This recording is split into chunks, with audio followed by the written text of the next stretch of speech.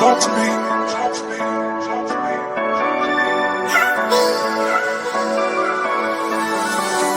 to me.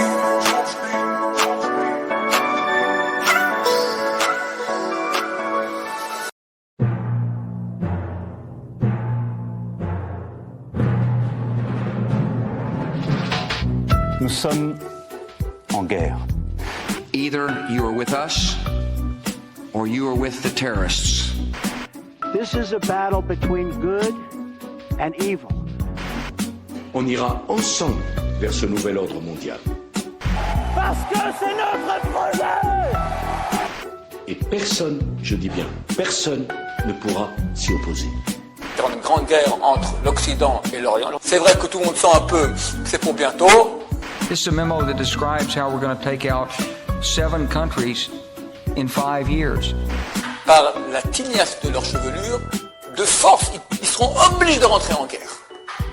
Starting with Iraq and then Syria, Lebanon, Libya, Somalia, Sudan and finishing off Iran. À la fin des temps, les peuples voudront faire la guerre entre eux. Mais ils verront que s'ils font la guerre entre eux, le seul qui va en profiter en fait, c'est le peuple d'Israël. This is a global struggle. It's just the beginning. It must be followed by a broad-based assault on the forces of Islam. Ayez peur du virus, n'ayez surtout pas peur du vaccin. C'était une façon aussi de honnêtement prendre les gens pour des cons. On va se parler franchement. Qui emmerde la vie de qui aujourd'hui ? Ils vont paniquer, ils vont se mettre à courir comme des poulets sans tête de partout. La bête de l'événement est là. Et elle arrive. Mais je peux pas vous dire plus.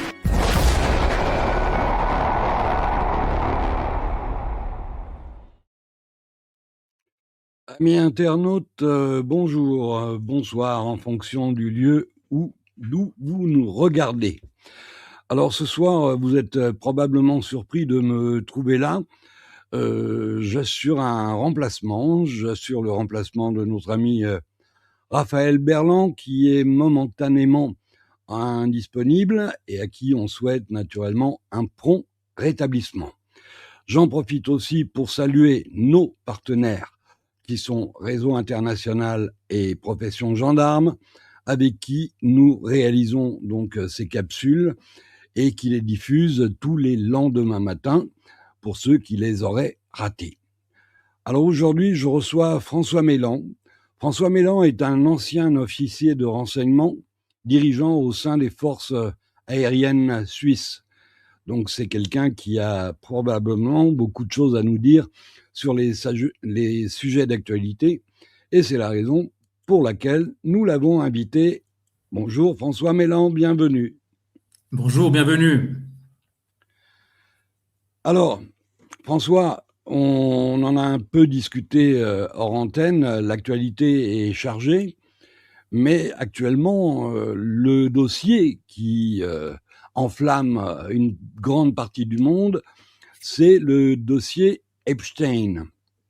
Et mon ami de Réseau International me faisait remarquer, évidemment, que comme Epstein était avant tout un financier, il devait avoir probablement quelques liens avec la Suisse.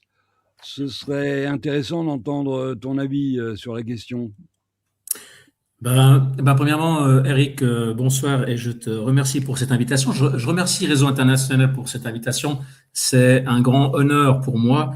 Je vous ai découvert il y a quelques années déjà. Ça devait être peut-être avant la pandémie. Je pense en tout cas 5 ans. Et j'ai toujours beaucoup de plaisir à vous suivre. Alors, Epstein, parce que certains disent Epstein, mais c'est un nom, Epstein, c'est un nom askénaze, donc le Stein, en fait, se prononce, peut-être que je ne prononce pas si bien non plus, hein, mais en tout cas, il doit se prononcer, donc c'est pas Epstein, mais c'est Epstein, une fois de plus, donc c'est un nom askénaze. Alors, moi, ce que j'ai fait depuis le vendredi 6 février dernier, quand ces 3 millions de pièces ont été, on peut dire, jetées en pâture, il va y avoir un travail très intéressant. Il y a une collection de données qui est vraiment impressionnante. Maintenant, il y a la manière dont ça a été fait. Qu'on sait que tout n'a pas été donc jeté en pâture entre guillemets. tout n'a pas été dévoilé et une partie de ce qui a été dévoilé a été caviardé partiellement. On va rester sur notre fin, c'est-à-dire qu'on va attendre la suite. Il paraît qu'il reste encore 3 millions de pièces, 3 millions de documents. Est-ce qu'on aura le droit à cette partie, cette deuxième partie? Et puis pourquoi caviarder certaines choses et pas? Quand c'est pour protéger les victimes, les identités, les coordonnées des victimes, ça se justifie que ça soit caviardé, mais c'est pas forcément toujours le cas. Mais en tout cas, on aura beaucoup à déchiffrer. Maintenant, la manière dont ça a été fait, on peut se poser la question aussi si c'est pas pour noyer le poisson, pour dire ben voilà, vous avez tout, vous débrouillez maintenant, on passe la page, on passe à autre chose.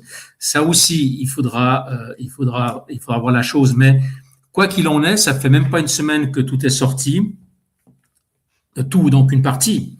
Et on va sûrement avoir pour quelques semaines, voire quelques mois pour déchiffrer tout ça. En tout cas, il y a des choses qui sont croustillantes, si j'ose me permettre, qui sont intéressantes. Alors moi, dans un premier temps, ce que j'ai regardé rapidement, c'est ce qu'il y avait par rapport à la Suisse. Alors premièrement, Epstein est un financier, mais c'est un piètre financier. C'est un piètre financier. Vous vous rappelez, il y a quelques années en arrière, en pleine crise financière, un autre du même acabit est tombé à New York, qui s'appelait Madoff, qui est aussi, on s'est rendu compte que c'était un très très piètre financier, que c'était la pyramide de Ponzi, donc c'était de l'arnaque en fait. Et ce sont des gens qui dès le départ ont menti, ont trompé leur monde. Et ils n'ont rien de vraiment des financiers. C'est plutôt des escrocs dès le départ. Avec Epstein, en fait, c'est la même chose que Madoff. Epstein a été financé, on ne sait pas encore par qui. Ils étaient sûrement plusieurs à le financer. Donc, on parle de la famille Maxwell, mais il y en a sûrement d'autres. Et puis, on sait que Madoff a été financé la même chose par tout simplement le fait de la pyramide de Ponzi. C'était par tous les gens qu'il arrivait à gruger dans son carnet d'adresses et qui apportaient de l'argent et qui permettait de rémunérer les premiers arrivés. Et ce sont les derniers arrivés qui sont passés à la caisse et ça avait touché. Alors ça avait aussi affecté la place financière suisse à l'époque parce qu'il y avait une banque privée qui est la banque UBP, qui est détenue par la famille de Picciotto, une famille de confession juive aussi, qui avait été très affectée par le cas de Madoff. Ils avaient vraiment perdu pas seulement d'argent, notamment ils avaient perdu de l'argent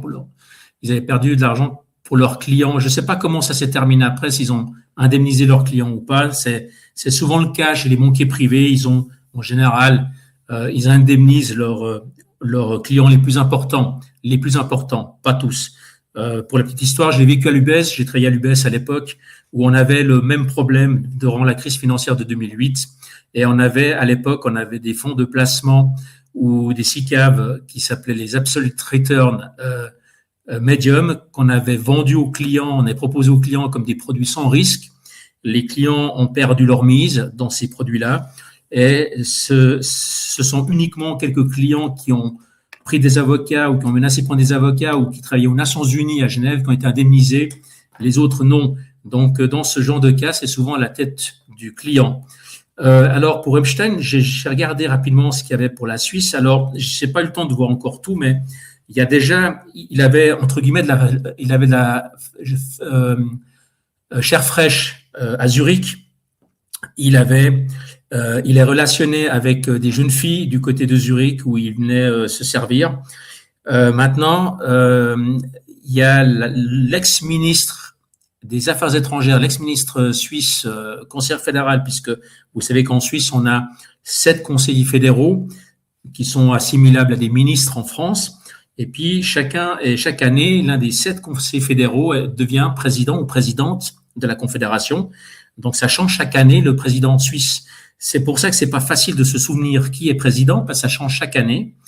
Mais le côté positif à ça, c'est qu'il a plus un pouvoir représentatif. Et si on tombe sur un mauvais président, une mauvaise présidente, ce qui est arrivé plus d'une fois ces dernières années, on se le coltine qu'une année. Donc, il est assez limité par rapport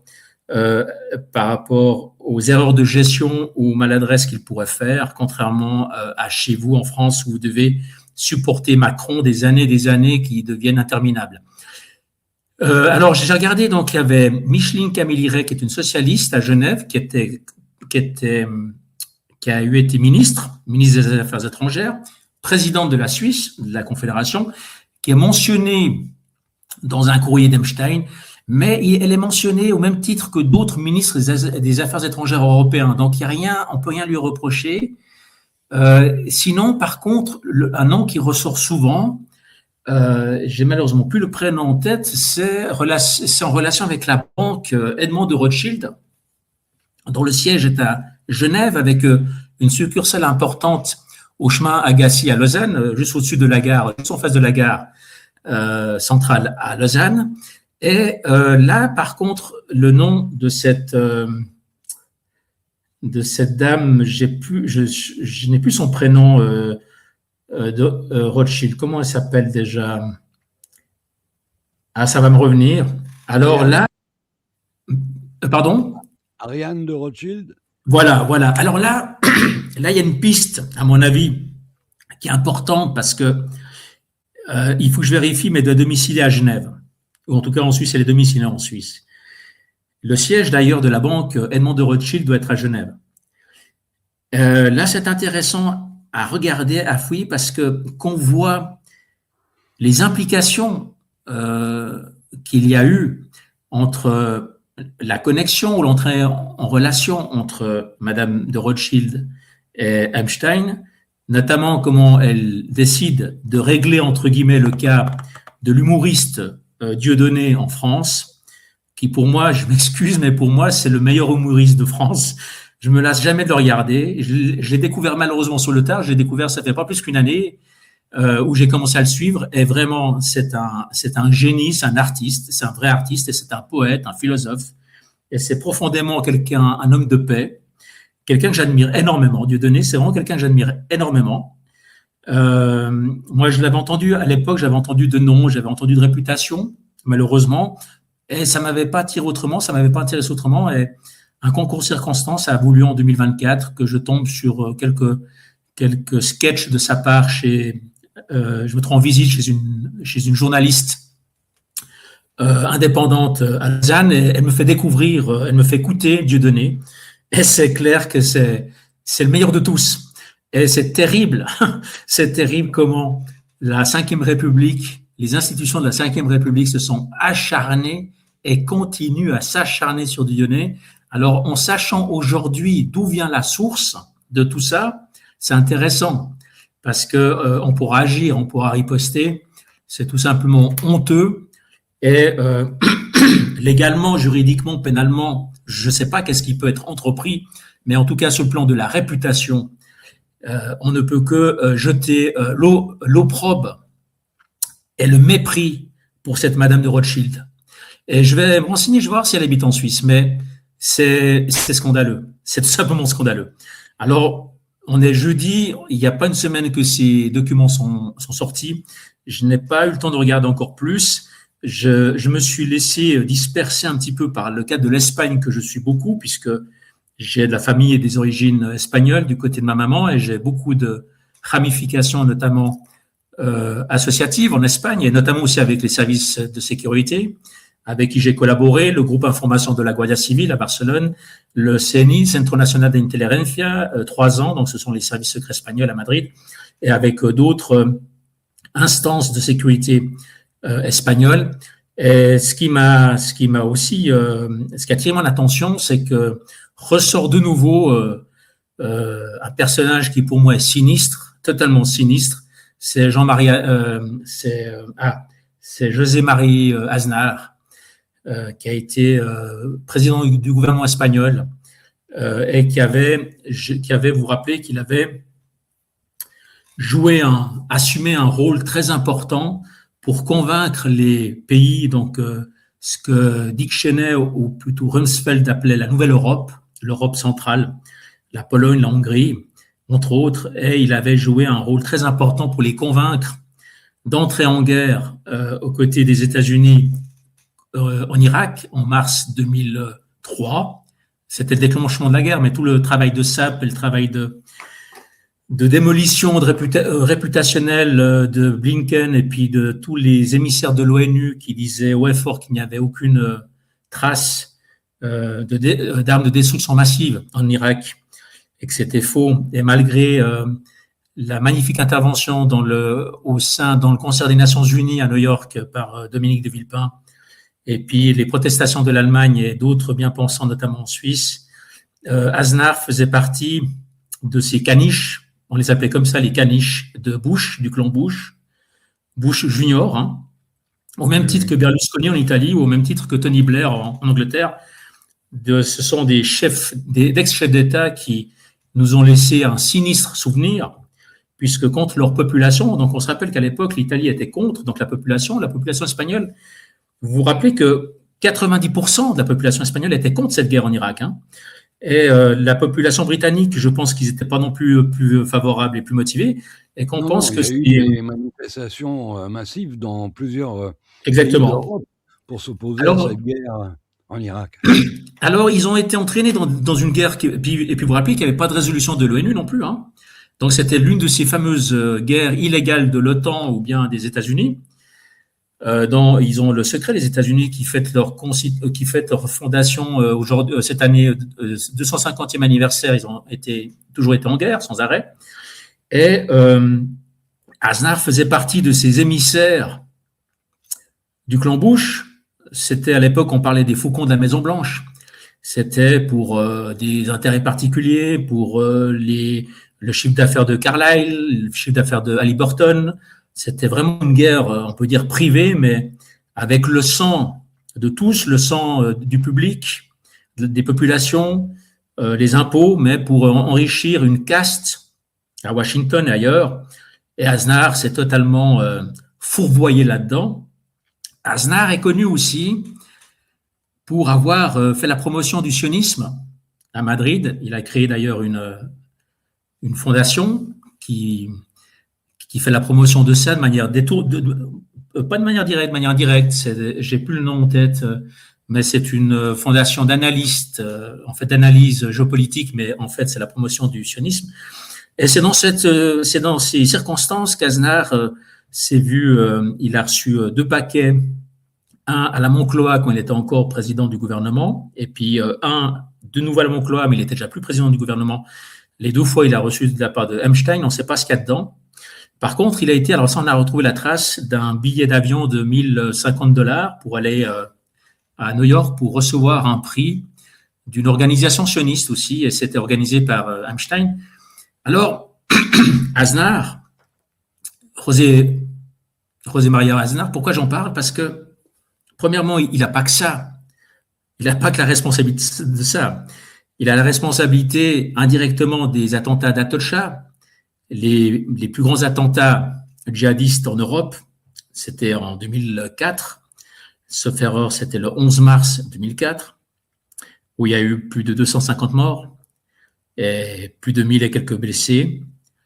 Il est responsable aussi d'avoir menti sur la responsabilité de ces attentats, d'avoir fait pression sur le directeur du CENI de l'époque. Le CENI, donc le Centro Nacional de Inteligencia, ça veut dire les services secrets espagnols, le directeur de l'époque, je ne sais plus le nom, qui était obligé de mentir à la presse en disant que c'était l'ETA, le groupe séparatiste basque. Et non, c'était pas ça. C'était étroitement lié à la guerre en Irak. Et Aznar, mauvais joueur, mauvais perdant, on lui doit aussi que c'est un peu un intouchable en Espagne. L'Espagne a la particularité, à part qu'elle n'est pas forcément encore toujours très mûre pour la démocratie comme on l'entend, l'Espagne a cette particularité qu'il y a les 2 Espagnes. Il y a l'Espagne de gauche, ce sont les perdants du franquisme, et l'Espagne de droite, les gagnants du franquisme. Et le PP, le Partido Popular, qui a été créé par un ancien ministre de Franco, ce sont les gagnants du franquisme. Et Aznar continue en sous-main à être le marionnettiste du PP, qui rêve et qui rêve et qui rêve d'être de nouveaux affaires. Le dernier président du gouvernement du PP en Espagne, c'était Rajoy, qui avait été démis de ses fonctions par une motion de censure au printemps 2018 par l'actuel Pedro Sánchez, donc l'actuel président du gouvernement espagnol, qui est un socialiste. Et le PP, c'est malheureux parce qu'il fait rêver personne, le PP. Le PP, dans toutes les campagnes, c'est toujours critiquer le gouvernement en place, donc la gauche, qui est critiquable aussi, qui est aussi enrôlé dans des affaires de corruption, mais pas plus que le PP. Hein. Puis le problème, c'est que la corruption, c'est endémique en Espagne. On le sait, même la Cour des comptes de l'Union européenne l'avait déjà notifié dans un rapport. Il y a un problème de corruption qui est culturel ou endémique en Espagne. Que ce soit la gauche ou la droite, c'est la même chose. Mais le PP n'a aucun programme politique depuis des années, ne fait rêver personne, ne fait pas rêver en tout cas pas les jeunes. Et tout ce qu'ils savent faire, c'est critiquer le pouvoir en place. Et ils augmentent le clivage. Il y a vraiment un clivage gauche et droite en Espagne. C'est extrêmement compliqué et difficile de parler politique en Espagne. Et en plus, comme ils n'ont pas de programme, ils n'ont rien, et ils sont aussi pris régulièrement dans des affaires de mauvaise gestion, comme par exemple les inondations de Valence, qui ont été dramatiques, c'était en 2024. Alors, ils soutiennent des diasporas, par exemple la diaspora vénézuélienne, par exemple. Alors, on les voit, ils manifestent à Madrid, à Barcelone, avec les anti-Maduro, avec une très, très grande imprudence, parce qu'ils savent même pas qu'ils soutiennent, en fait. Ils savent pas qu'il faut se méfier, il faut toujours se méfier des diasporas, surtout des diasporas qui appellent à bombarder le pays d'origine.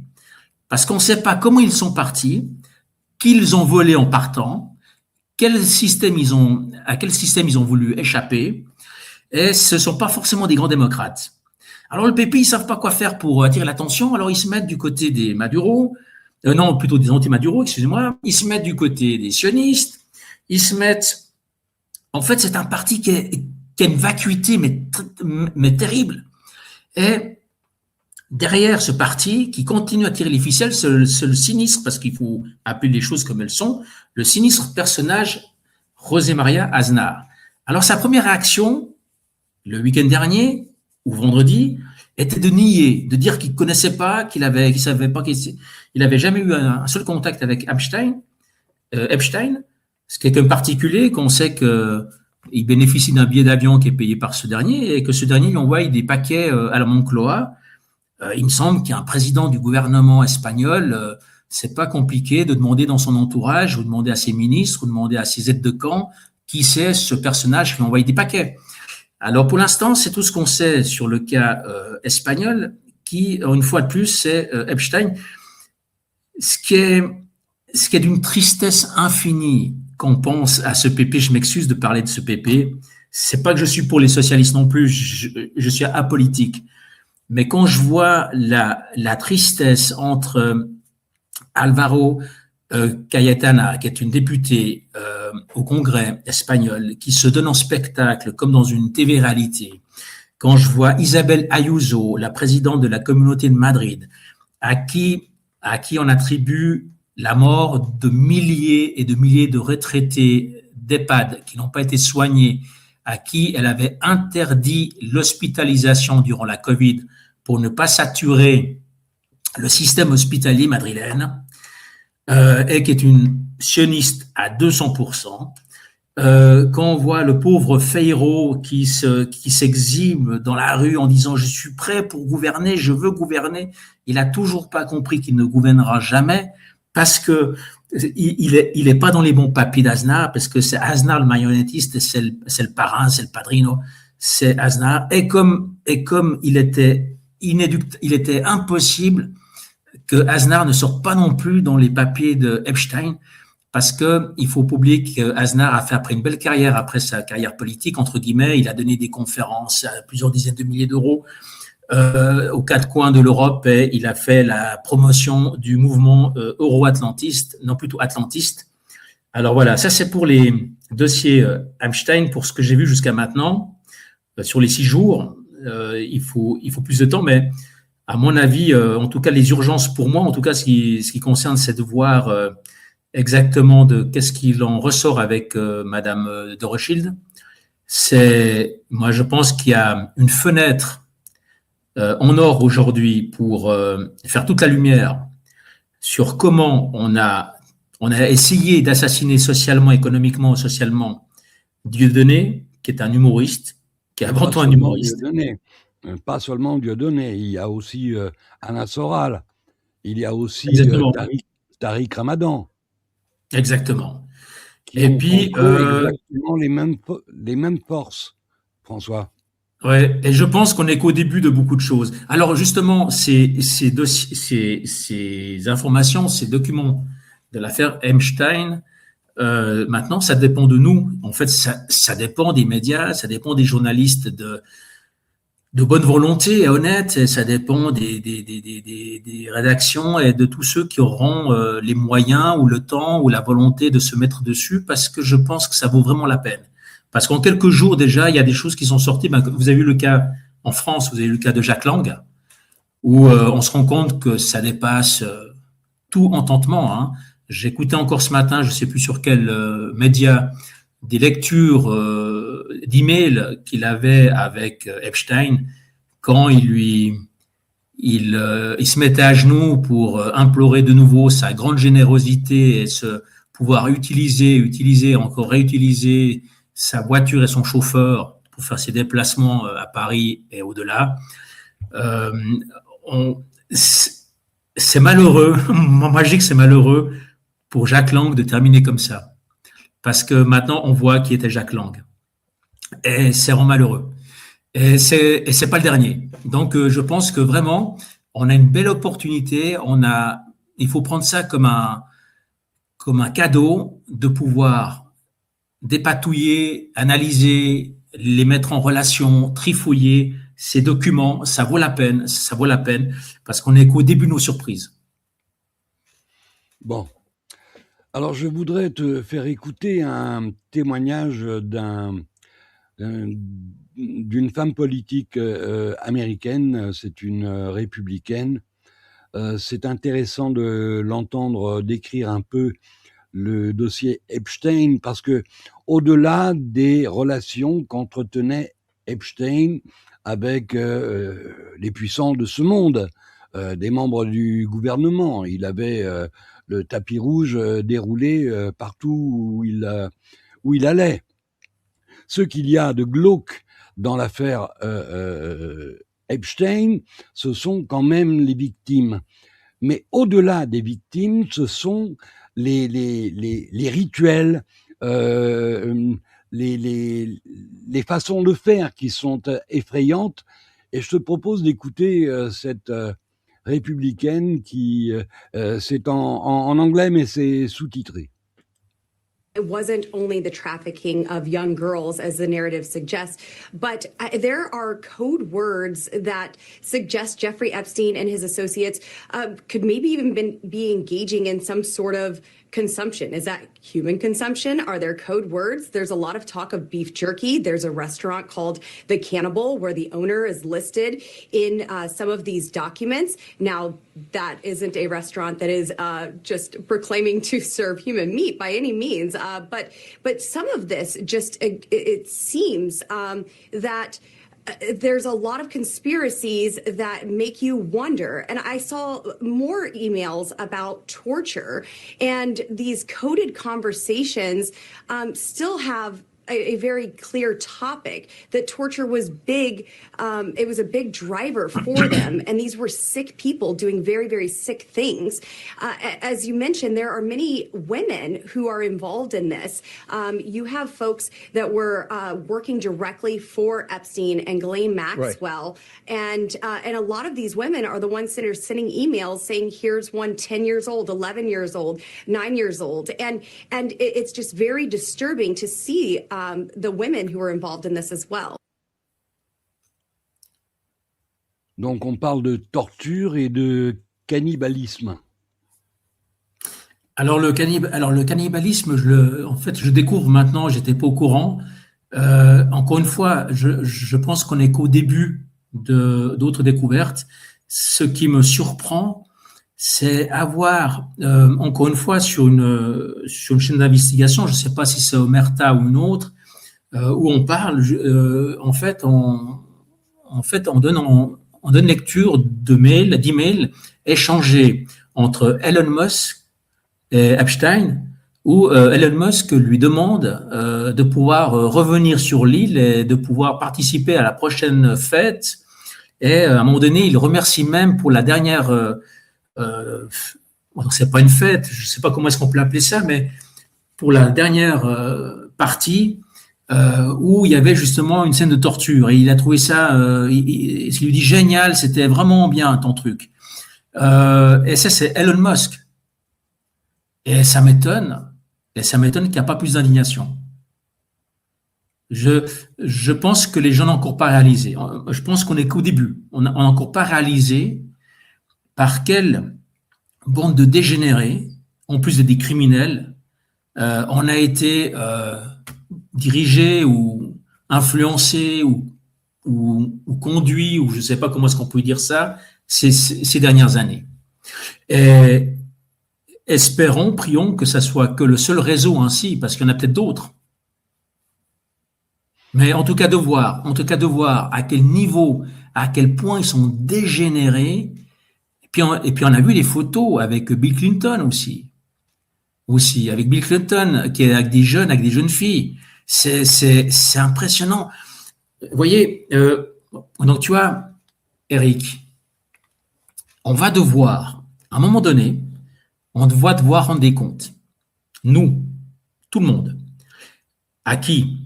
Aux enfants, à nos petits-enfants.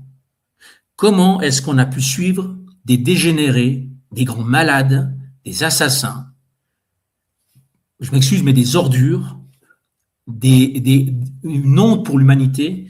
Comment est-ce qu'on a pu suivre des gens comme ça, écouter, obéir, consommer, partir en guerre pour des dégénérés pareils?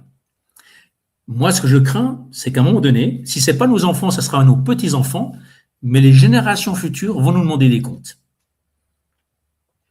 J'en suis persuadé. Mon cher François, cette affaire a aussi des répercussions, évidemment. Tu évoquais Jack Lang, mais au-delà de Jack Lang, il y a toutes ces personnes dont on ne parle pas, et une en particulier qui était ambassadeur de France à l'ONU, et qui avait comme fâcheuse habitude de consulter des sites pédophiles. Il était d'ailleurs sous enquête du FBI, et l'affaire ressurgit en France. On a demandé donc à Jean-Noël Barrot quelle était sa réaction. Je te propose. En clair, ce brave monsieur est présumé innocent. J'aurais apprécié que l'on ait la même délicatesse, par exemple, vis-à-vis de Tariq Ramadan, qui, lui, n'a pas pu bénéficier de la présomption d'innocence et qui a passé 10 mois en prison pour un délit qui, normalement, mérite 10 années de réclusion. Et il y a eu un jugement d'un tribunal suisse, d'ailleurs, mon cher François. On parlera de la démocratie, entre guillemets, suisse, si tu veux, après. Tariq Ramadan a été condamné à 1 an de prison pour un délit qui en mérite 10. Donc on a bien compris que cette justice sous influence ne rend pas la justice, mais elle rend surtout des faveurs à ceux qui font suffisamment pression sur elle. Mais là, en l'occurrence, il s'agit d'un homme politique français, d'un représentant officiel de la France à l'ONU, quelqu'un qui est soupçonné d'avoir des vices un peu particuliers, on va dire. Et celui-là, évidemment, Jean-Noël Barrot était extrêmement précautionneux avant de donner un avis sur ses agissements. Si ce type était sous enquête du FBI, à mon avis, c'est déjà un élément qui devrait éclairer sa réflexion, mais les puissants se protègent les uns les autres dans cette société inégalitaire où la loi ne s'applique dans toute sa rigueur que pour les simples citoyens comme nous. Mais quelle est ta réaction? Parce que tu parlais tout à l'heure de l'Espagne, tu disais que c'était un des pays parmi les plus corrompus. Si on prend l'exemple de la France, je ne sais pas si on n'est pas bien classé dans ce concours. Si on prend l'exemple de l'Italie, ils n'ont rien à envier, aux Espagnols et aux Français. Je crois malheureusement que la corruption est un phénomène endémique, systémique. Le système qui fonctionne tel qu'il fonctionne ne peut fonctionner que sur la corruption. Mais que t'inspire la réaction de Jean-Noël Barrot avant d'évoquer le cas de Jacques Beau, qui est un de tes compatriotes? Alors justement, je rebondis juste pour l'Espagne. Je me permets de parler comme ça de l'Espagne parce que c'est un pays qu'avant tout j'aime beaucoup. J'aime déjà sa cuisine et son climat avantageux et son histoire. C'est un pays qui a une très très belle histoire. La langue aussi, le castillan, l'espagnol, qui est une magnifique langue, qui a été bien mélangée avec l'arabe et qui est une très très belle langue latine. Et puis aussi parce que j'ai aussi du sang espagnol aussi, et ça me permet, et j'ai beaucoup de familles en Espagne, dans différentes régions d'Espagne, et ça me permet d'être dur avec eux. C'est aussi une manière de les aimer aussi. Donc, qui châtie bien aime bien. Maintenant, pour Jean-Noël Barrot, alors, je sais pas moi, j'ai pas tous les éléments, mais je sais pas dans quelle mesure l'enquête administrative est suffisante, parce que, pour en tout cas, ce que tu as relevé là, cher Eric, je pense qu'il y a suffisamment déjà pour demander au parquet d'intervenir et d'ouvrir une investigation pénale déjà. Au minimum. À mon avis, ça c'est le minimum, parce que vu les faits, parce qu'on parle de pédophilie, on parle de consultation, on parle de consommation d'images pédophiles, et en plus, il y a aussi la fonction du comment est-ce qu'on peut essayer de dire, du présumé fautif ou innocent, je ne sais pas, mais en tout cas, le poste qu'il avait et sa fonction font qu'on attend un comportement, une attitude exemplaire. Là, je trouve que c'est un peu léger. L'enquête administrative, c'est très léger. En plus de ça, on ne sait pas, elle sera probablement classée sans suite. Et non, là, Jean-Noël Barrot est en dessous de tout. Mais c'est pas la première fois qu'il est en dessous de tout. Pas plus tard qu'il y a 24 heures, je vais pas le nommer ici, on va pas le nommer ici, on veut pas avoir d'histoire, mais il y a un criminel de guerre qui est, en tout cas présumé criminel de guerre, mais en tout cas qui fait l'objet d'un mandat d'arrêt international, qui a pu survoler le territoire de la France une deuxième ou une troisième fois. Et Jean-Noël Barrot n'a rien fait. Par contre, c'est avec véhémence qu'il appelle à la destitution, puis c'est même pas une destitution, à la démission ou plutôt à l'éjection de Madame Francesca Albanese, qui en plus de ça est bénévole. En plus, elle est bénévole. Elle est foncièrement humaniste, elle est bénévole, elle dénonce des crimes odieux. Alors là, Monsieur Barrot, il a une verve, et il a une motivation, il a un élan qui est tout autre que ce qu'on vient de voir. Je voudrais pas dire que c'est un sinistre personnage, mais ça me fait penser, en tout cas, c'est l'impression qu'il me donne. Pourquoi il n'est pas intervenu pour stopper, pour empêcher ce survol? Donc, tu sais, Eric, en Suisse, il y a pas longtemps, on a eu le forum de Davos. Oui. Les autorités, et je mentionnerai pas cet État, mais les autorités de cet État où il y a ce crime, ce présumé, et pas qu'un, ils sont plusieurs, être présumé criminel de guerre, se sont enquéris auprès des affaires étrangères suisses s'il se passait quelque chose, s'il venait à Davos, parce qu'il est invité par, on peut dire son nom, donc M. Netanyahou est invité par Trump à Davos.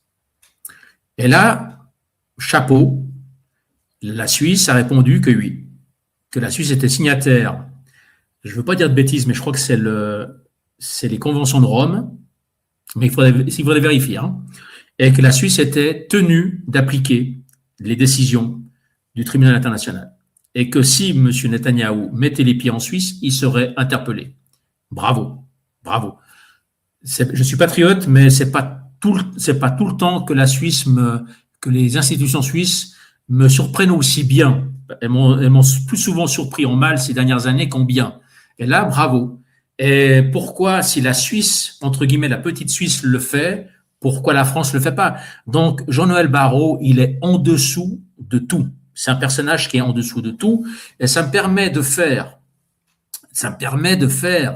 le lien avec ce que tu as esquivé tout à l'heure, l'affaire Jacques Beau. C'est quand même lui qui a demandé que Jacques Beau soit mis sous sanction. C'est Jean-Noël Barrot. C'est lui. Et on sait aujourd'hui que le traitement du conflit extrêmement coûteux en vies humaines, et c'est un gâchis total, le conflit ukrainien, qui fait autant de victimes des deux côtés, pour rien, mais vraiment pour rien. On sait très bien que c'est pas le traitement de Jacques Beau de ce conflit qui pose problème. C'est plutôt dans les ouvrages que Jacques Beau a publiés ces dernières années. Il en a publié un qui s'appelle Le déluge de l'Al-Aqsa, la défaite des vainqueurs, qui fait un peu plus de 600 pages et qui explique ce qui se passe au Proche, au Moyen-Orient. Proche et Moyen-Orient, il faut rappeler que ce sont des inventions occidentales. Quand on parle avec des Iraniens, on parle avec des Palestiniens, avec des ce qu'ils disent que en fait ça n'existe pas. Donc eux ils parlent pas de Proche, Moyen-Orient, ils parlent d'Asie. Mais Jacques Beau, dans cet ouvrage et surtout dans tous les interviews qui ont suivi, liées justement à cet ouvrage, le déluge d'Al-Aqsa, la défaite des vainqueurs, on sent très bien que Jacques Beau dérange extrêmement le lobby sioniste. Et c'est pour ça qu'il a été mis sur la liste des sanctions. Et pourquoi ça vient de la France? Parce que la France, c'est un satellite du sionisme. C'est sur le plan institutionnel, comment fonctionnent les institutions, entre guillemets, mais en tout cas les faiseurs d'opinion, en tout cas la télévision, le show business, c'est une colonie israélienne, la France. Et la Suisse, c'est pas beaucoup mieux. Parce qu'il y a des lobbies incroyables. En Suisse, on a la particularité en Suisse d'avoir, donc on a une tradition et culture protestante, calviniste. Avec ce protestantisme, il y a une flopée, une quantité de petites paroisses. Alors elles sont pas si petites parce qu'elles sont puissantes financièrement elles sont puissantes, mais comment est-ce qu'on peut appeler ça, de paroisses où les discours qui s'y tiennent, c'est de l'intégrisme religieux, ce sont des évangélistes, ce sont des chrétiens sionistes, des amandiers, des darbistes. Il y a une flopée. Et quand on entend, et d'ailleurs sur les réseaux sociaux, on voit certains profils Facebook en fait même d'élus au niveau fédéral et au niveau cantonal des différents cantons, notamment, j'ai plusieurs cas dans le canton de Berne, mais au niveau fédéral, ça veut dire sénateurs et députés qui font partie de ces paroisses et qui tiennent publiquement des discours qui sont obscurantistes et qui sont très inquiétants. En 2026, et ça vaut la peine une fois de faire une enquête là-dessus parce que tout est public. On peut retrouver parce qu'en plus de ça, est-ce qu'il ne se cache pas? Il ne se cache pas. Donc, c'est-à-dire qu'on va vous raconter en 2026 des élus au niveau donc des sénateurs suisses. On va vous parler de l'Armageddon, on va vous parler du jugement final, on va vous parler de la conversion de force du peuple juif une fois qu'il sera entièrement réuni là-bas où il est actuellement une partie est là-bas. Ils sont, je m'excuse, hein, alors ils prennent vraiment la Bible. Et puis on sait qu'il y a plusieurs Bibles, on sait qu'on a pas simplement celle qui est reconnue, la seule qui est reconnue par le Vatican, c'est celle qui est notée imprimatur, Bible de Jérusalem, elle s'appelle la Bible de Jérusalem, imprimatur, mais il y en a beaucoup, toutes les paroisses, toutes les obédiences, pas toutes les paroisses, mais beaucoup d'obédiences ont interprété leur propre texte biblique. Et alors ces gens-là, ils ont fait de certains textes bibliques, ils ont fait un plan cadastral, ils en ont fait une science.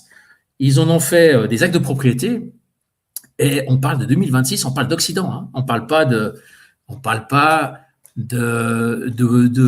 vaudou en Jamaïque ou bien de rituels au centre de l'Afrique. On parle de l'Occident. Hein. Et là, il y en a qui sont vraiment dangereux, hein. Très, très, très, très, très dangereux. Et Jacques Beau, les soucis qu'il a aujourd'hui, ça vient de ce côté-là. Alors justement, une réaction.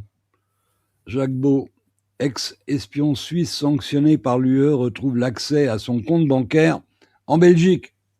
Je croyais que la Suisse, c'était une démocratie. Alors, bon, ce qu'il faut déjà dire, c'est que Jacques Beau a pris des avocats et l'accès à ses banques bancaires, donc à ses comptes bancaires, ses comptes bancaires en Belgique, ça répond à une obligation humanitaire. Je ne veux pas dire de bêtises, je ne peux pas dire exactement quel est l'organe de contrôle ou l'organe d'application des sanctions à Bruxelles, mais c'est auprès de cet organe-là que les avocats de Jacques Beau ont pu obtenir qu'il puisse au moins payer ses factures, et qu'il puisse au moins subvenir à ses besoins, ne serait-ce que ses besoins alimentaires. Donc, il a accès à certaines conditions. Il ne peut pas changer de voiture demain, par exemple, ou il ne peut pas faire un tour du monde demain, ou se faire un bon gueuleton, un bon restaurant au centre de Bruxelles. Ça, il ne peut pas. C'est vraiment pour pouvoir payer ses factures et subvenir à ses besoins élémentaires et alimentaires. Et on doit ce premier pas, cette première réussite, on la doit exclusivement aux avocats de Jacques Beau. Ça veut dire que les autorités de la Confédération en Suisse, le département fédéral des affaires étrangères, pour l'instant, ils n'ont rien fait de concret, rien. Et pourtant, ils se sont gargarisés d'être intervenus, parce que moi-même, j'ai écrit au département fédéral des affaires étrangères, j'ai écrit à Guy Parmelin, le président actuel de la Confédération, j'ai reçu les réponses. C'est vraiment du protocole, c'est très froid, c'est très protocolaire, c'est comme quoi ils auraient téléphoné, ils auraient contacté Jacques Beau, ils auraient offert quelques services diplomatiques, mais plutôt des services consulaires, mais pour l'instant les autorités suisses n'ont rien fait du tout de concret, d'efficace. Alors attention, parce que souvent la meilleure des diplomaties, c'est celle qui se fait en coulisses. Et des fois, ça prend du temps et il faut que ça se fasse avec une certaine discrétion. Donc, on va pas non plus être trop sévère dans un premier temps. Ce que je veux dire, c'est qu'on ne sait pas actuellement ce qui se passe en coulisses du côté de la diplomatie suisse. Mais en tout cas, les quelques succès que Jacques a obtenus de son côté, c'est grâce à ses avocats. Et c'est sous sa responsabilité. C'est à son initiative. Où on peut reprocher énormément au gouvernement suisse, c'est que le gouvernement suisse avait été averti que Jacques Beau allait passer sous sanction. Et il n'a rien fait. Alors la sanction va venir. Mais elle viendra de la population. Parce que ça, on ne pardonnera pas. C'est ce que j'ai dit au département fédéral des affaires étrangères. J'aurais dit, mais on ne pardonnera pas ça. Parce qu'il y a négocié des contrats commerciaux, des accords commerciaux avec l'Union européenne, entre la Suisse et l'Union européenne. Vous savez que depuis le 20 décembre 2024, on est en train de travailler à ce nouveau régime que les médias appellent à tort les bilatérales 3, mais qui en fait c'est un accord institutionnel entre l'Union européenne et la Suisse. Et c'est chaque fois un rapprochement qui est toujours plus étroit. En fait, si vous voulez bien, contrairement à l'Angleterre qui a été mariée et divorcée avec l'Union européenne, la Suisse a été toujours la concubine, des fois même la catin. Et là, on devient de plus en plus concubin, de plus en plus concubine avec l'Union européenne si on suit cet accord institutionnel qui comprend certains volets. Heureusement avec la démocratie suisse, certains de ces volets, donc on appelle ça des paquets où il y a différentes dispositions dans chacun des paquets, vont être soumis au peuple, donc aux souverains. Ça veut dire vont être soumis aux votations. À ces occasions-là, À ces occasions-là, on va rappeler ce qui s'est passé avec le Conseil de l'Union européenne, ce qui s'est passé avec la Commission européenne, ce qui s'est passé avec Madame Kallas, ce qui s'est passé avec Jean-Noël Barrot, qui vaut ce qui vaut, c'est-à-dire pas grand-chose. Et là, il y aura un prix à payer. Il y aura un prix à payer et croyez-moi. Alors maintenant, est-ce qu'on saura assez? Parce que ce qui est impressionnant pour Jacques Beau, c'est que les médias mainstream suisses ne le défendent pas. Il y en a qui ont aussitôt lancé des campagnes de diffamation, que réellement c'était un espion de Poutine, que réellement il était payé par Poutine, que réellement c'était un propagandiste. Nos médias, donc les médias mainstream suisses. Et puis autre chose, je suis assez bien placé pour le dire, au sein même des officiers de l'armée suisse. Au sein même des officiers de l'armée suisse, il y en a une flopée qu'ils dénigrent aussi, sans le connaître, sans même l'avoir rencontré une fois. Moi, je l'ai rencontré plusieurs fois, et je l'ai lu, je l'ai écouté. Je suis Jacques Beau depuis ses premiers ouvrages, c'est-à-dire fin des années 90, quand il écrivait sur les violences politiques, le terrorisme international, les services de renseignement, c'est-à-dire avant 2020. Avant 2020, c'était ma source d'inspiration. J'écris moi-même 2 essais sur le terrorisme international en 2004 et 2005, sur les attentats de Madrid et sur les attentats de Londres. 2004, non, c'était 94 et 95, et je m'inspirais déjà des ouvrages de Jacques Beau. C'est une référence mondiale. Et aujourd'hui, on a en Suisse, en Helvétie, on a des officiers qui l'ont jamais vu, qui l'ont jamais rencontré, qui n'ont même pas échangé un email avec lui, et le critiquent, le salissent, parce que malheureusement, on est dans ce diktat de la pensée unique. Maintenant, c'est vrai que des officiers généraux ou bien des officiers de carrière en Suisse qui ont 50 ans et qui sont pères de famille, ben, ils n'ont pas envie de perdre leur job. À 50 ans, c'est difficile de se recaser, surtout que quand on connaît de la vie quasiment qu'une carrière militaire. Donc, on peut le comprendre. Mais ça va avec le reste. Ça va avec le reste. Si vous vous rappelez, au mois de mars de l'année dernière, 2025, il y a une ancienne présidente de la Confédération suisse, Viola Amherd, qui était responsable du département de la Défense en Suisse durant 6 ans et demi. Elle a laissé le département, mais dans un état pitoyable, avec plus de 17 milliards de francs de pertes sur 19 projets dont pas un a abouti en 6 ans et demi, avec des démissions en cascade au sein des services de renseignement, des démissions en cascade dans les forces aériennes, chef de l'armée, avec des affaires de corruption chez RUAG. Donc RUAG, c'est une société privée qui appartient à la Confédération suisse et qui est dans l'armement, qui est très active dans l'armement, avec des manquements financiers de gestion chez Arma Suisse, qui est une régie fédérale qui s'occupe également de l'armement. Et Viola Amherd démissionne au mois de mars 2025. Elle a passé des années, Viola Amherd, elle a passé des années à se faire des selfies et des papouilles avec Zelensky en Suisse. Elle a même organisé au Birkenstock, dans les Alpes bernoises, un sommet de 2 jours, soi-disant pour la paix, en juin, c'était j'en rappelle très bien, c'était le 17 juin 2024, à la demande de Zelensky. Zelensky, pour qui on sait de quoi est composé son régime, parce que c'est pas un gouvernement, c'est un régime qui a mis les opposants en prison, qui a fait fermer les médias de l'opposition, qui vit de la corruption, du détournement des fonds, dans lequel, avant le début du conflit avec la Russie, on estimait qu'il y avait 35 000 ukro-nazis ou néo-nazis qui étaient incorporés directement, qui dépendaient directement du service de l'intérieur, plutôt du département de l'intérieur ou du service de l'intérieur à Kiev.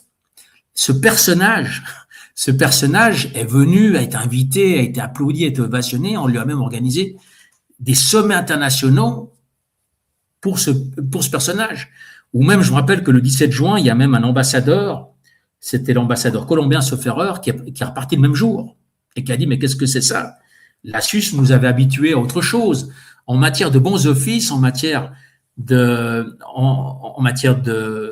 oui, en matière de bons offices, la Suisse nous avait habitués à un minimum de professionnalisme et de sérieux. Comment est-ce qu'on peut prétendre faire un sommet pour la paix en invitant un protagoniste et en excluant l'autre? Ça, c'est de la merde. C'est le niveau des politiques qu'on a aujourd'hui en Suisse. Alors, qu'est-ce qu'on peut attendre de ces gens-là? Mais on est en droit d'attendre. Ce sont des gens qui ont été élus par le Parlement, donc les conseillers nationaux et les conseillers aux États, qui sont les sénateurs, et qui eux-mêmes sont élus par le peuple. Donc, on est en droit d'attendre quelque chose. Et ce qui se passe avec Jacques Beau est tout simplement intolérable.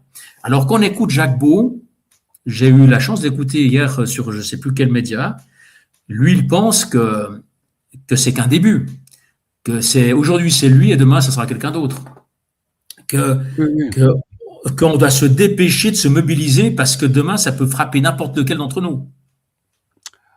Tu parlais de Francesca Albanese. Je crois que c'est le cas le plus scandaleux qu'on puisse évoquer, parce que Francesca Albanese est un fonctionnaire de l'ONU. Elle est rapporteure aux droits de l'homme.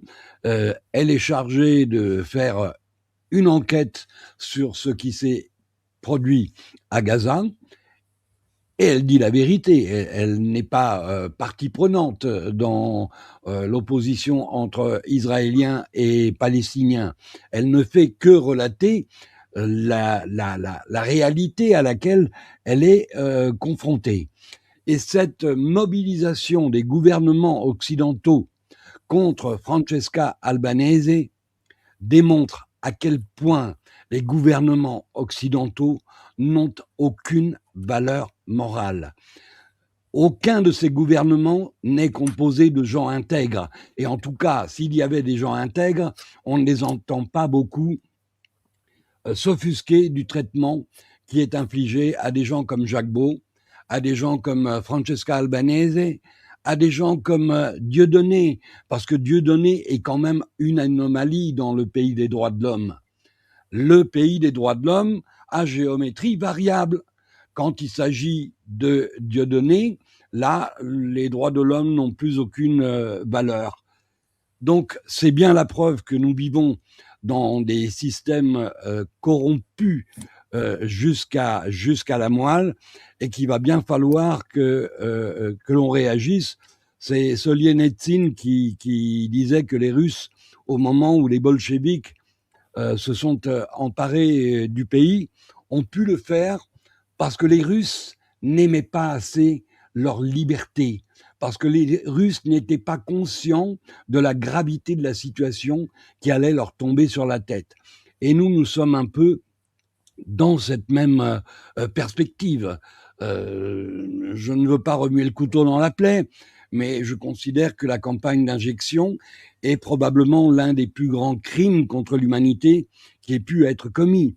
Et ce crime contre l'humanité n'a pu être commis qu'avec la complicité des gouvernements. Si nous vivions dans des États de droit, ces gens-là auraient eu peur de se compromettre. Mais c'est parce que nous vivons dans des États mafieux qu'ils peuvent tous se permettre et de tuer des personnes âgées dans les EHPAD ou interdire des soins à ces mêmes personnes, interdire des médicaments qui pouvaient lutter contre ce soi-disant virus. Aujourd'hui, nous savons tous que c'est une opération criminelle, que c'est une conspiration criminelle. Et j'espère que bientôt, l'opinion publique internationale sera intéressée de savoir qui est à l'origine de cette conspiration, à qui profite le crime. Et quand l'opinion publique verra de ses propres yeux à qui profite le crime, il y a peut-être une chance que les choses bougent. Mon cher François, on est à 1 heure d'émission. Tu nous as brevé d'Espagne pendant 20-25 minutes, donc je ne vais pas pouvoir te poser toutes les questions que je souhaitais te poser, mais je voudrais, avant qu'on se quitte, évoquer quand même la situation en Ukraine, et je voudrais te montrer des images, parce que tu disais à juste titre que le régime Zelensky est corrompu jusqu'à la moelle, mais il n'est pas seulement corrompu, il est aussi criminel, parce que la manière dont on recrute de la chair à canon dans les rues des villes d'Ukraine est effrayante. Regarde.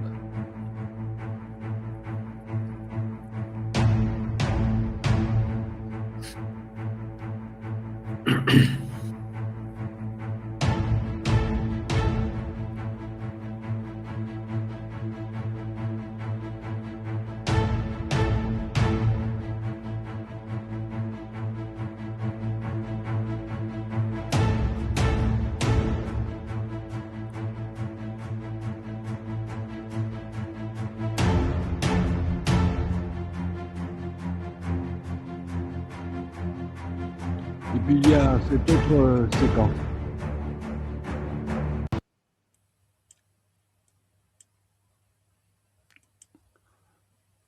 Alors, elle est où?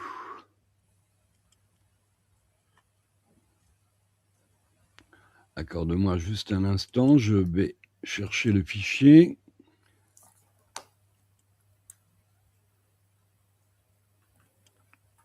Voilà.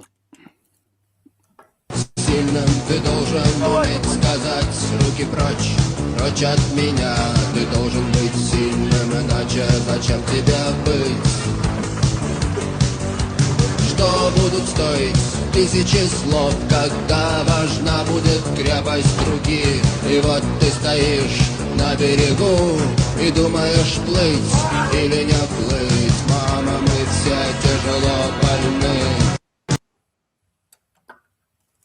Ce pays avec lequel l'Occident partage des valeurs, paraît-il.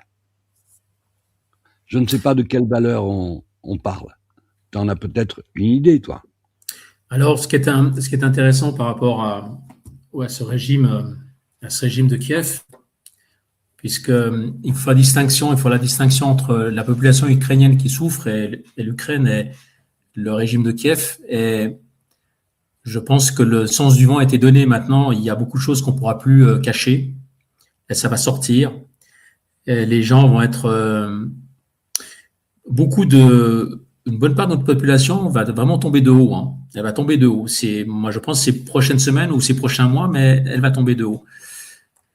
Régime de Kiev, j'ai dû regarder dimanche dernier j'ai été interviewé par un autre média et j'ai vu que, par exemple, depuis 2014, la CIA a consacré des dizaines de millions au GRU, sauf erreur, si je ne me trompe pas, qui sont les services secrets militaires, donc les services de renseignement militaires ukrainiens, dans les campagnes de liquidation d'opposants, de liquidation de russophones, de russophiles, que ce soit dans le Donbass, sur le territoire russe ou ailleurs. Et ça, c'est avec la bénédiction de la CIA, et on parle de 2014, et c'est documenté, donc c'est une très très bonne une très bonne enquête qui a été publiée en octobre 2023, du Washington Post. C'est Washington Post qui explique, qui documente comment tout ça vient déjà depuis 2014, où la CIA se vantait même de faire un Mossad des années 70. Ensuite, moi, j'ai eu l'occasion d'être en contact avec les services de renseignement militaire, donc les services de renseignement étrangers danois à Copenhague. Donc là-bas, ils sont organisés comme ça doit être organisé. Ce sont des militaires, donc les services de renseignement extérieurs. Puis c'est un autre métier que les services de renseignement intérieurs. C'est ce qui fait d'ailleurs qu'aujourd'hui, on peut dire que les services de renseignement suisses et espagnols sont très faibles, puisqu'ils ont cette particularité, c'est qu'ils ont tout fusionné sous une seule enseigne. Mais normalement, ça se fait toujours comme ça. Donc la France, vous avez toujours maintenu, il y a les services de renseignement extérieurs, c'est plus de l'exploration, c'est plus de l'infiltration, des actions militaires. Et puis le service de renseignement intérieur, qui sont plus des tâches de police, qui sont plus des tâches de surveillance. Et moi j'ai eu l'occasion fin août, début septembre 2023 d'être en contact avec des éléments des services secrets extérieurs danois, donc militaires. Et ils m'ont montré des photos, et d'ailleurs, c'est même des photos qui sont du domaine public, où on voit on voit des photos de l'année 95, où on voit des soldats danois qui entraîne les Ukrainiens à faire la guerre à la Russie. Donc ça veut dire que c'est toujours resté dans le quotient, dans l'ère du temps occidental ou euro-atlantiste, que la Fédération de Russie resterait toujours l'ennemi. Et la preuve, c'est qu'on voit avec ces choses-là, il y a aussi combien il y a de reportages, de documentaires de très très bonne facture qui ont été produits jusqu'en 2016 et même au-delà. Alors j'ai pas pris les références, mais il y en a qui expliquaient à quel point l'Ukraine souffrait de toutes sortes de banditisme, de crimes organisés, de corruption, avec des spécialités, des spécificités qui sont la traite humaine, les traites humaines, les enfants volés parce que c'est des blondinets et puis qui étaient voués à l'adoption aux États-Unis, mais le trafic d'armes. L'Ukraine a comme particularité est très connue pour la liquidation physique de personnes. Ça se fait très aisément et pas cher et c'est pas très onéreux.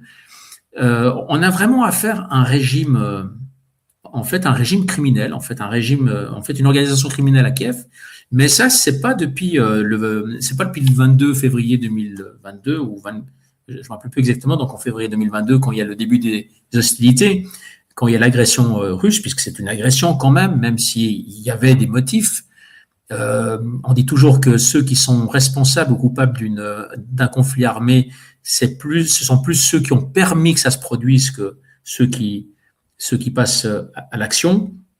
Donc là aussi, on va pas pouvoir cacher et camoufler ces images et ces témoignages encore bien longtemps. Il faudra quand même qu'à un moment donné, il faudra revenir sur terre et ça va faire très mal. Hein. Il faudra s'inspirer de philosophes comme René Descartes ou Spinoza. Ça veut dire voir les choses telles qu'elles sont et pas comme on aimerait par la masturbation cérébrale qu'elles soient. J'ai plus son nom en tête, mais on peut trouver ça, une sénatrice chez vous en France qui en juin et en juillet 2021, donc l'année qui a précédé le conflit, avait tiré la sonnette d'alarme sur le financement de la France à la faveur de Kiev, déjà en 2021, hein, et où elle demandait, mais est-ce que c'est normal? Combien de temps est-ce qu'on va encore financer ce régime? Et puis, suite à un voyage qu'elle avait fait à Kiev, elle avait dit, mais comment ça se fait qu'on finance ce régime? Donc, je parle de juin et juillet 21. Pourquoi 2021? Parce qu'elle avait posé 2 interpellations. On peut la retrouver. J'ai malheureusement plus, mais on pourrait mettre ça en lien.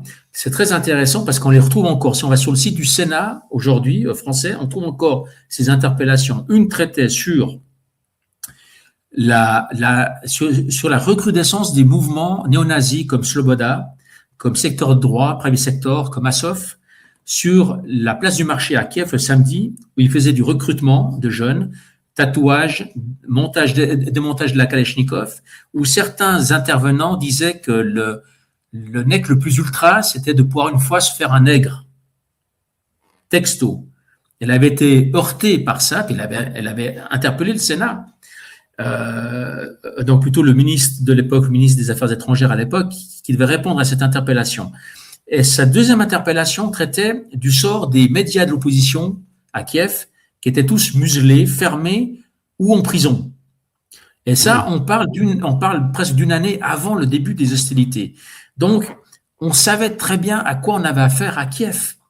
Il n'y a rien de nouveau. Simplement, ce qui était nouveau, c'est que quand il y a eu le début du conflit en février 2022, à un moment donné, on a blanchi, on nous a fait passer Zelensky, on nous a vendu Zelensky comme un Churchill, et puis et même Churchill avait aussi des choses à se reprocher, attention, hein. C'est aussi un criminel, Churchill, hein. Mais on nous a blanchi. C'est Bernard-Henri Lévy qui l'a qualifié. Voilà. Mais on nous a blanchi un Zelensky, on nous a blanchi le régime. Encore une fois, il faut bien faire la distinction entre les Ukrainiens, parce que vous savez que cher Eric, tu sais que l'Ukraine est une mosaïque de population. Moi, j'ai eu l'occasion d'aller du côté de Zaoni, sur la frontière ukrainienne, plutôt sur la frontière hongroise avec l'Ukraine, où il y a un affluent là-bas, je crois que c'est la Tiva. où toute cette population des deux côtés de la frontière, ce sont des... malheureusement, j'ai vraiment des trous de mémoire, mais c'est une population bien précise qui se sont autant hongroises que ukrainiennes. D'ailleurs, Jacques Bon parle dans ses livres. Après, du côté de la Roumanie, il y a aussi une autre population. Le Donbass, c'est une population russophone. La Crimée, en bonne partie aussi. Donc, c'est une mosaïque de peuples. C'est pour ça que c'est toujours très important de bien mentionner le régime de Kiev, et qui est un régime criminel, qui est par exemple, pour entretenir la plateforme qui s'appelle Mirovorets. Oui. Qui a été fondée, qui a été créée en 2014 avec le concours de la CIA. Et cette plateforme, elle existe encore. Et sur cette plateforme, il y a des milliers de gens où on donne leurs coordonnées jusqu'à des immatriculations de voitures, leurs coordonnées privées. Et ce sont des gens qu'il faudrait supprimer parce qu'ils sont considérés comme ennemis ou comme danger pour la sécurité de l'Ukraine. C'est une plateforme qui appelle à la haine et à la suppression des gens physiquement, sur laquelle d'ailleurs on trouve passablement de politiques français. Et puis on trouve une flopée de journalistes d'Al Jazeera, mais de journalistes américains, de journalistes de tous les pays. En fait, tous ceux qui ont à un moment donné qui ont osé publiquement remettre en question la légitimité des actions du régime de Kiev. Ils sont sur cette plateforme qui s'appelle Mirodvorets. Et il y a eu des dénonciations de la chancellerie allemande, des politiques français qui se sont plaints. Il y a eu différentes plaintes, mais cette plateforme n'a toujours pas fermé. Quelle est la crédibilité de la Commission européenne qui continue étroitement à soutenir et à bosser avec des criminels? Sérieusement, parce que cette plateforme, si Zelensky voulait la fermer demain, il la ferme demain. C'est une preuve de plus de la vraie essence du régime de Zelensky. Il y a quelque chose sur laquelle on doit être très attentif, Eric. C'est que il faut préparer l'après, le jour d'après. Après ce conflit, on ne sait pas comment il va encore terminer, parce que pour l'instant, on est très très loin d'accord de paix, même d'un cessez-le-feu. Mais après ça, tous ces gens, ces individus qui ont servi le système Zelensky, ce sont des gens qui vont pas retourner faire un travail pépère où on finit à 17h ou à 18h des horaires de bureau. Ce sont des gens qui vont se réinsérer, entre guillemets, dans le crime organisé sur tout le continent. C'est la criminalité organisée de demain qui va envahir tout le continent. C'est des gens qui savent faire que ça. C'est des gens qui n'ont pas de moralité, qui savent faire que de tuer, de torturer, de séquestrer, d'arnaquer. Et on va les avoir en Europe. Alors, j'appelle de mes voeux que nos offices centraux de la police, dans tous les pays d'Europe occidentale, ont pensé quand il y a eu les premiers flux migratoires suite au début des hostilités au printemps 2022, qu'ils aient pensé à faire des fichiers et qu'ils aient pensé à lister tous ces gens-là, à les profiler et puis à savoir où aller les chercher si nécessaire. Parce que c'est ce qu'on a demain, ça. Et puis, c'est ce qu'on a demain après-demain. Et une fois de plus, ça va toucher nos enfants. Bon, on est à 1h15 d'émission. On a dépassé d'un quart d'heure, mon cher François. On n'a pas pu faire le tour de tous les sujets que je souhaitais évoquer avec toi. Je pense que tu les évoqueras dans une prochaine émission avec mon collègue Raphaël Berland. Pour aujourd'hui, je crois qu'on va en rester là. Je te laisse le mot de la fin. Je voulais qu'on évoque évidemment l'avènement des BRICS, les conséquences et les incidences que l'avènement des BRICS va avoir sur les relations internationales.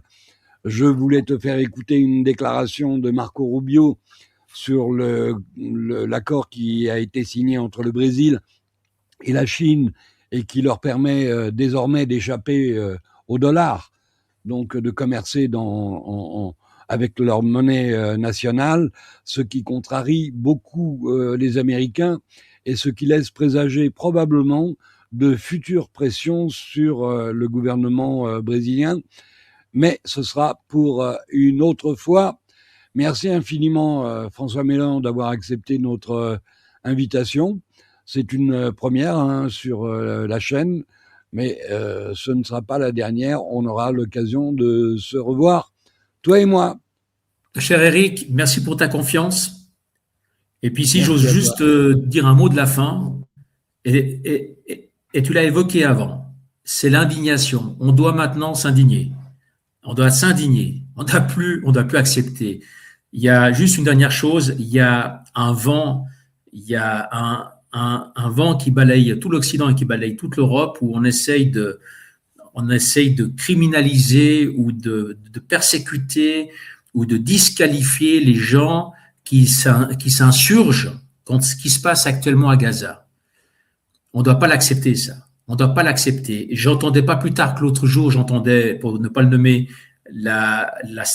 alors c'est pas une star, mais le présentateur Arthur, donc français, qui je m'excuse du terme, mais qui cachait la merde au chat, parce qu'ils font tous comme ça. Ils sont tous en train de parler de la montée de l'antisémitisme. Ils sont tous en train de dire pourquoi vous mobilisez pas pour l'Iran. Ils sont tous en train d'essayer de faire diversion ou de criminaliser pour éviter le sujet qui fâche.